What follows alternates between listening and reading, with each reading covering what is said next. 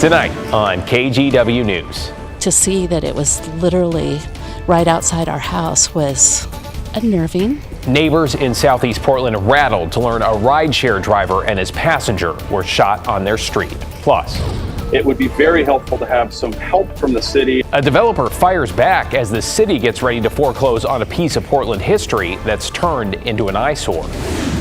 Then later, permission to come aboard as the big ships arrive on the waterfront for Fleet Week. And Beaverton's basketball star is now headed to Paris. Literally, we were counting down the hours, like we went to bed like it was Christmas Eve. How Cameron Brink's mom had to keep an Olympic-sized secret. We demand clear rules and consequences that follow through for everyone. First at 11, students at Gresham High demand action from school leaders and the district to keep their classmates safe. Thanks for joining us. I'm David Molko. Those students testified in front of the school board tonight following reports that violence and bad behavior appear to be getting worse. Alma McCarty has our follow-up. Although the end of the year fast approaches, some Gresham High students are committed to making changes in their school. And the amount of school fights out there were this school year, and the amount of gun threats, the amount of knife threats, and the amount of threats in general was really scary to see. I feel like our school has such a bad reputation, and currently it just feels deserved. I don't want the freshmen of next year to go through what I went through my first year.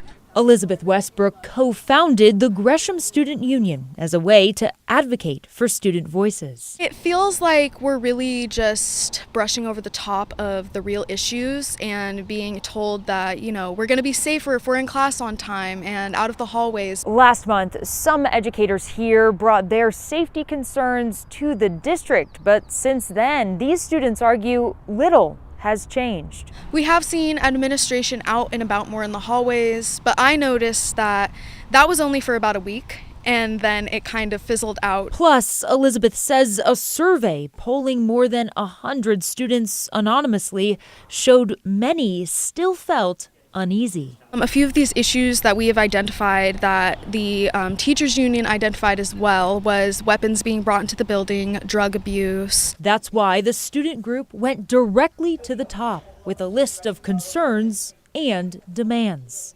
We demand that leadership inform parents more on safety issues happening at Gresham High School.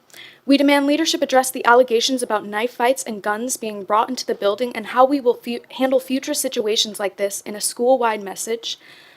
We demand clear rules and consequences that follow through for everyone. In response to this most recent testimony, the district wrote in a statement, "Our school campuses should be learning environments where students feel safe, welcomed, and cared for." The students who attended tonight's board meeting bravely shared their perspectives. We encourage students, staff, and families at Gresham High School to continue to share their experiences as we collectively work together to address safety concerns. In Gresham, Alma McCarty, KGW News. Developing tonight, homicide detectives are searching for the shooter who killed a rideshare driver and sent a 17-year-old to the hospital. Around midnight, officers responded to 130th Place near Ramona in Southeast Portland.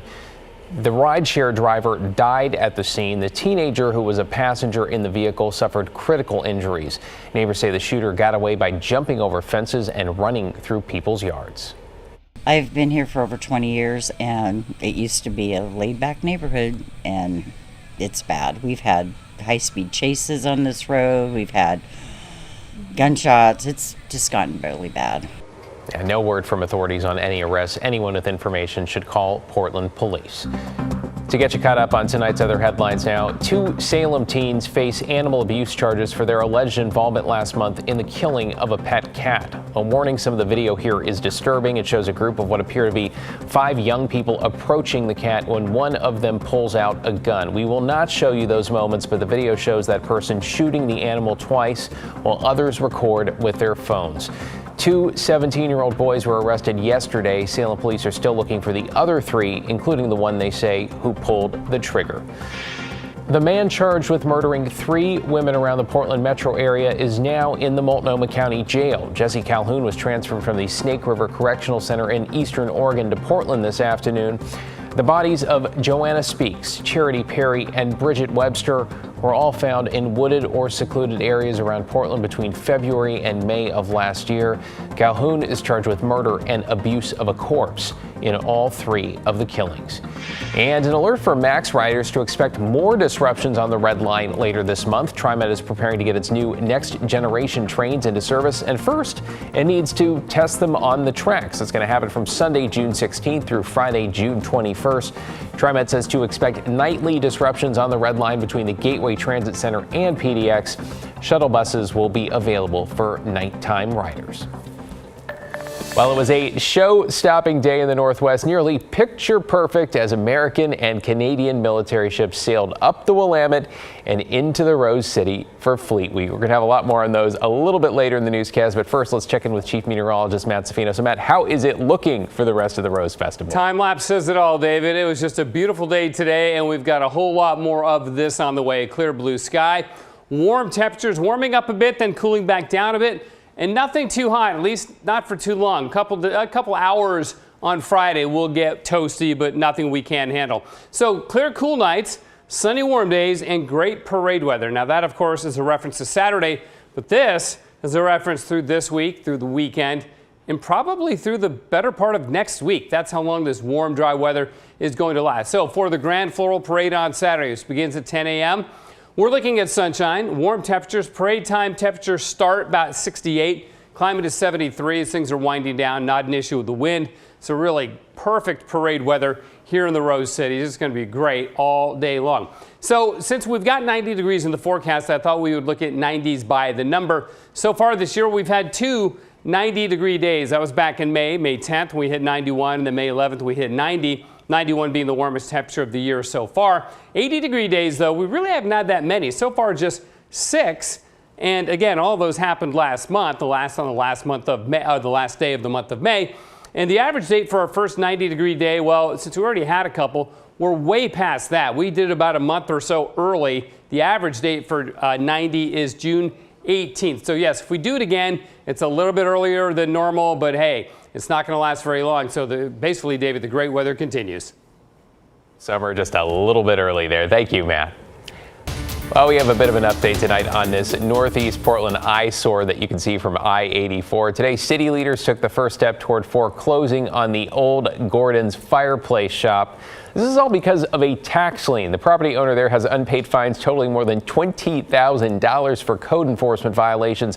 And the building, which has stood since 1918, has become a bit of a magnet for graffiti and trash. Developers had big plans to turn it into a mixed-use apartment complex, though now they blame rising construction costs for delays along with the city's permitting process. I have been in constant email communication with somebody from the city of Portland since September of last year, every single month.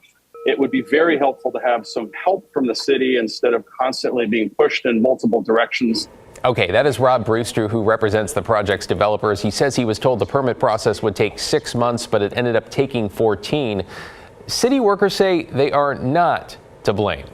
You'll find that while the city did its first review within 30 days, the applicant took 3 months to respond to those original issues. But it's simply not fair to say that all the delays were caused on the city's end.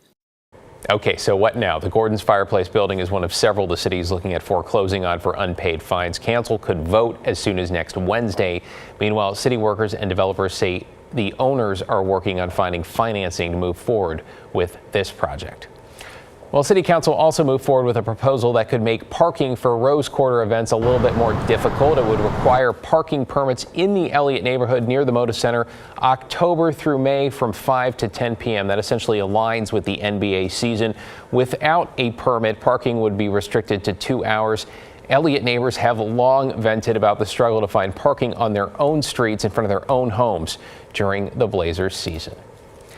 On the coast tonight, concerns over dangerous shellfish toxins have now spread further north. The Washington State Department of Health has closed the entire Pacific coast of the Evergreen State to all recreational shellfish harvesting. They say the risk is especially high in Grays Harbor and Willapa Bay in the southwest part of the state. Willapa Bay is also, by the way, closed to all commercial shellfish harvesting. This is all because of unsafe levels of paralytic shellfish poison. That is the same biotoxin that sickened at least 20 people in Oregon. So far, no illnesses have been reported in Washington.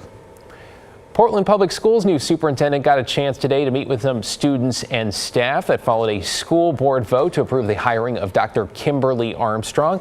Armstrong worked for PBS previously and was most recently an administrator at Evergreen Public Schools in Vancouver. And as she takes the helm of Oregon's biggest school district, money, of course, a big concern. When Portland teachers held a strike for nearly a month in November, both the union and the district pointed to the need for more state funding. We need to be able to make sure that the funds properly address our needs in the classroom. In a statement, the teachers union says it is excited to work with Armstrong. She gets to work on July 1st. You're watching KGW News. Straight ahead at 11, Beaverton's Cameron Brink is headed for the Summer Olympics. Her reaction to a surprise from Team USA and how her family played a big part. Plus, the U.S. Olympic trials are just around the corner. How crews managed to turn a football stadium into a swimming pool.